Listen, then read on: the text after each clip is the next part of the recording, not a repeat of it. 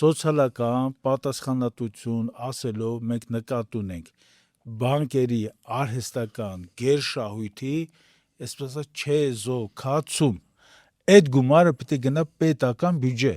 մենք նոր հարկատեսակ պետք է մտցնենք, որը ռեալ մի քանի չափորոշիչներով պետք է տեղորոշվի եւ եթե բանկը իր կանոնադրական կապիտալից, չէ, բանկը երբ որ սկսում է, հիմա 30 միլիարդ դրամ, եթե կանոնադրական կապիտալից բարձր շեղումով շահույթ է գրանցվել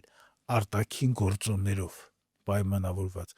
ընդհանրենք ռուս-ուկրաինական բախումներ, ամերիկյան ենթադրենք պարսկական բախումն կամ որևիցե մի այլ բան։ Երբ այսպես ասած մենք տեսնելու ենք, որ կա արհեստական գերշահույթ, այդ արհեստական գերշահույթը պետք է կտրվի, բանկին թողվի ինչ-որ մի մաս, մեծ մասը մոտավորապես 80%-ը, ես կարծում եմ պետք է գնա պետական բյուջե, եւ պետական բյուջեում